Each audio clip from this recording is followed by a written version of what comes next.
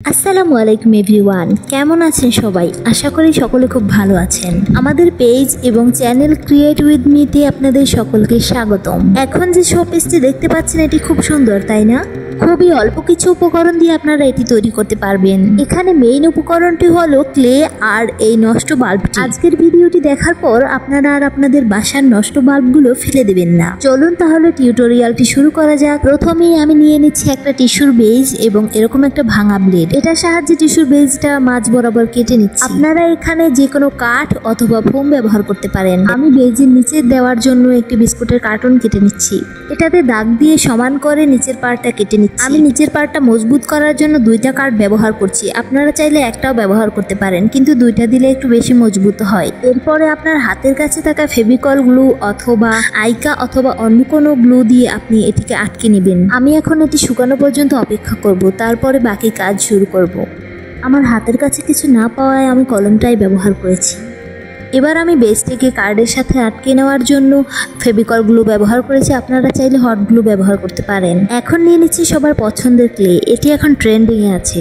এক সময় এটি 110 টাকা করেছিল, আমার কাছে 70 টাকা নিয়েছে। আপনার এলাকায় কত টাকা কমেন্ট করে জানিয়ে যাবেন। আমি এখন প্রতিটি ক্লে থেকে কিছু পরিমাণ নিয়ে নিচ্ছি। এটা দিয়ে আমি বেজটাকে একটু সুন্দর করে সাজিয়ে নেব। এভাবেই আমি ক্লে দিয়ে বেজটাকে সুন্দরভাবে পেঁচিয়ে নেব।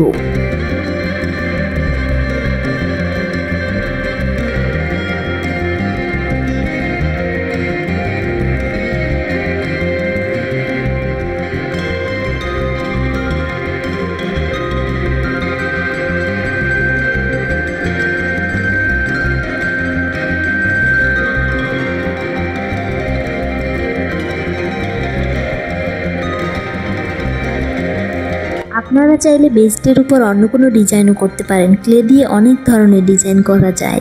আপনারা আপনাদের পছন্দ মতো ডিজাইন করে নেবেন। এই যে আমার বেজটি করা কমপ্লিট হয়ে গেল। রংধনু টাইপের একটা কালার কম্বিনেশন হয়েছে। এখন আমি এখানে কিছু ছোট বড় পাথর নিয়ে নিচ্ছি। এগুলোকে আমি বেজের ভিতরে দিয়ে দিলাম। এবারে একটা সবুজ রঙের কাগজ কেটে নিচ্ছি, যেটা দিয়ে পাতা তৈরি করব। এভাবে কয়েকটা ভাঁজ করে সুন্দর করে পাতা শেপ করে কেটে নিচ্ছি। দেখার সৌন্দর্যের জন্য আমি কলম দিয়ে এগুলোর মধ্যে এঁকে নেব। তো আমাদের পাতা বানানো কমপ্লিট হয়ে গেল। পাতার কাগজের রঙটা আমার কাছে ভালো লাগেনি, তাই আমি এটাকে সুন্দর করে সবুজ রং করে নিচ্ছি।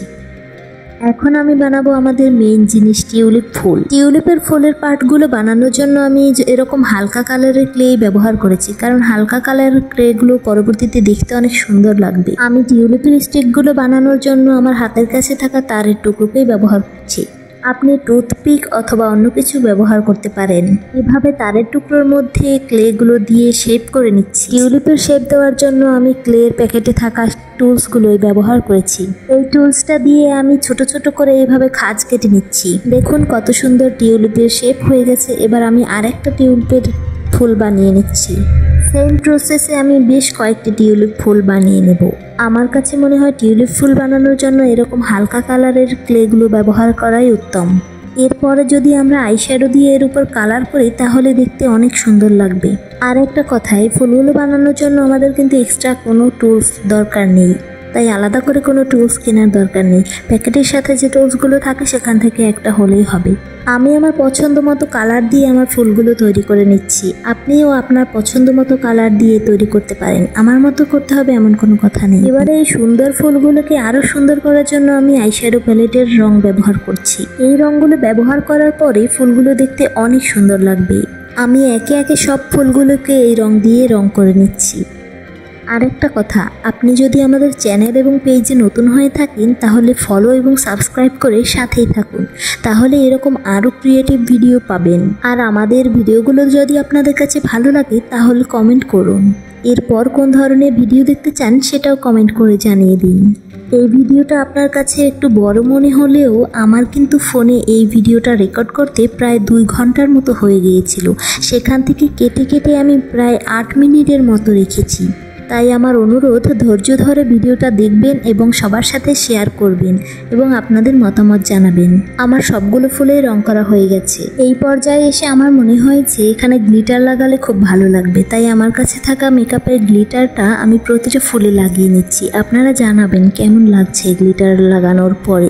এবারে আমি পাতার সাথে ফুলগুলো অ্যাটাচ করে নেব, এজন্য আমি ফেভিকল গ্লু টুই ব্যবহার করছি। আমি একটা একটা করে প্রতিটা পাতার সাথে ফুলগুলো লাগিয়ে নিচ্ছি, কোনোটায় দুইটা আবার কোনোটায় একটা করে পাতা লাগিয়েছি। গ্লু লাগানোর পরে আমরা পাতাগুলো শুকানোর জন্য অপেক্ষা করব। আমার ফুলের সাথে পাতাগুলো অ্যাটাচ করা কমপ্লিট হয়ে গেছে। এই পর্যায়ে আমাদের বেসটির উপরের অংশটি ঢাকার জন্য আমরা ক্লে ফিক্স করে নেব। আর এর জন্য আমরা শেষ পর্যায়ে অর্থাৎ উপরে যদি আমরা সবুজ রঙের ক্লে ব্যবহার করি তাহলে দেখতে অনেকটা সুন্দর লাগবে ভেবে আমি এই ক্লেটা ইউজ করেছি। এরপরে টুলস দিয়ে এরকম খাঁজ কেটে দিচ্ছি। এবারে আমি আমার ভাঙা বাল্বটিকে একটু শেপ নিয়ে নিচ্ছি যে কতটুকু জায়গায় আমরা ফুলগুলোকে রাখবো। এখন আমি সুন্দর করে ফুলগুলোকে অ্যাটাচ করে দিচ্ছি। খেয়াল রাখতে হবে এবং খুব সাবধানের সাথে সময় নিয়ে এই কাজটি করতে হবে। আমরা আমাদের ফুলটিকে খুব মজবুত করে তৈরি করতে চাচ্ছি, এজন্য আমরা আবারও ফেভিকলের গ্লু বেশি করে লাগিয়ে দিচ্ছি, কারণ পরবর্তীতে ছুটে যাওয়ার সম্ভাবনা থাকতে পারে। এবার সবুজ রঙের ক্লের উপরে আমরা গ্লিটার লাগিয়ে নিলাম একটু সৌন্দর্য বাড়ানোর জন্য। আমি সবগুলো ফুলকে একসাথে বেঁধে দিলাম, কারণ এগুলো দূরে সরে গিয়ে আলগা হয়ে যেতে পারে। আমি লাইটটার ভিতরে দেওয়ার জন্য কয়েকটা পুঁথি ব্যবহার করছি, আপনাদের কাছে না থাকলে এটাকে স্কিপ করে যেতে পারেন। এবার আমি আপনাদের কাছে দুঃখ প্রকাশ করে নিচ্ছি, কারণ বাল্বটা ঢুকানো ভিডিও থেকে কেটে গেছে, আর এই পার্টটাই সব থেকে কঠিন পার্ট। একটু সাবধানতার সহিত করতে হবে কাজটা। এখন আমি বাল্বটার চারপাশে ফেভিকল দিয়ে আটকে নিচ্ছি। বাল্বের একটা ভাঙা জায়গা ছিল, ওখান থেকে আমি ফুলগুলোকে ঠিক করে নিচ্ছি। আমি আর একটা কথা বলতে ভুলে গিয়েছিলাম, ফুলগুলো কিন্তু সমান সাইজের রাখা যাবে না, কাটিয়ে একটু ছোট করে নিতে হবে যাতে ফুলগুলো একটা ছোট একটা বড় হয়, তাহলে দেখতে বেশি সুন্দর লাগবে। এবার আমি বাল্বের নিচে ক্লে দিয়ে সুন্দর করে রাউন্ড করে দেব, আর সেই জন্য আমি গ্লিটার ব্যবহার করছি ক্লের সাথে। শেষ পর্যায়ে এসে ক্লে ব্যবহার করলাম, কারণ ফিনিশিংটা যাতে ভালো আসে। এবার আমি শেষ স্টেপে এসে একটা বো বানিয়ে নেব যাতে আর একটু সুন্দর লাগে দেখতে। আপনারা চাইলে এটা ফিতে দিয়েও করতে পারেন। এটিকে আমি লাগিয়ে নিচ্ছি। এটা লাগানো হয়ে গেলে আমরা মাঝখানে একটা পুঁথি বসিয়ে দেব।